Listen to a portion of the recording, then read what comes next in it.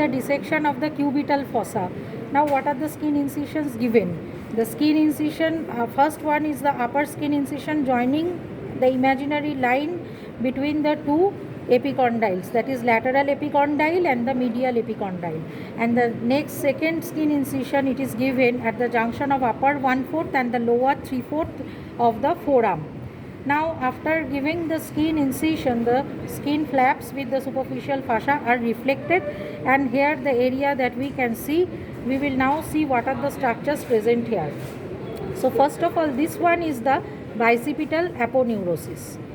Now we can see that on the lateral aspect is running the cephalic vein, and along with the cephalic vein you can also see that there is the lateral cutaneous nerve of the forearm, and medial aspect you can see there is running the basilic vein. This one is the basilic vein, and here there is also the medial cutaneous. This one is the medial cutaneous nerve of the this is the forearm.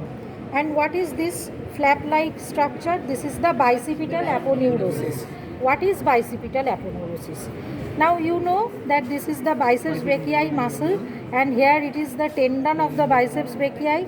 Under biceps brachii there remains another muscle which forms the floor of the cubital fossa in the upper part. This is the brachialis muscle, brachialis, and from the lower end of the tendon of the biceps brachii, this expansion of the deep fascia goes to the lateral side, to the medial side of the forearm, that is going to the deep fascia of the forearm. This one is known as the bicipital aponeurosis. And the cubital vein, this is the median cubital vein, it passes in the human body superficial or above the bicipital aponeurosis. So this one is the bicipital aponeurosis, and this is the median cubital vein joining the two veins, and it is a very important site for the venipuncture or drawing of the blood.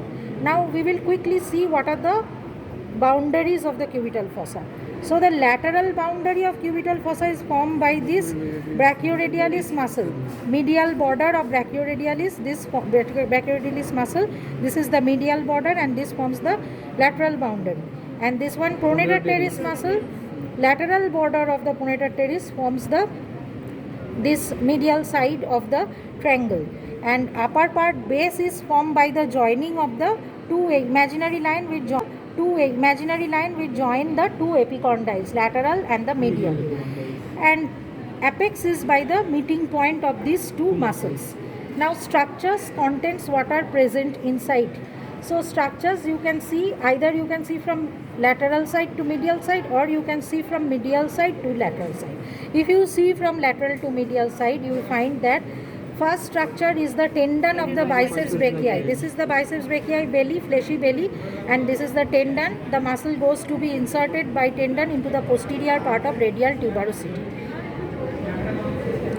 This is the biceps brachii tendon, and here is the brachial artery. This is the brachial artery. Just by its side lies the median nerve.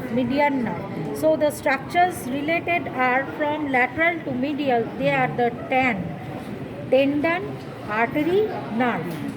Or if you see from medial to lateral side, then MBBS, that is the median nerve, brachial artery, tendon of biceps brachii, and the superficial branch of the radial nerve. Where from the radial nerve is coming, you already know in the axilla dissection we have seen that it is coming from posterior cord, and the radial nerve divides into superficial and the deep branches. So this is the superficial branch of the radial nerve, and several other small short branches it is giving. It is passing through and through below the brachioradialis muscle, and here another branch, muscular branch, the deep branch also will be there. And the floor is formed in the upper part by the brachialis muscle, and in the lower part by another muscle which is named as the supinator muscle. This is the area where the supinator muscle is present. And radial nerve also gives supply to this area. And we have another important content to mention here, that is the brachial artery.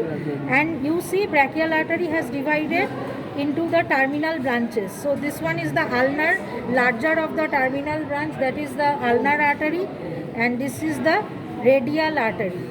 Another artery is there, this is the radial recurrent artery. So these are the branches, right? এইখানে আরেকটা আছে।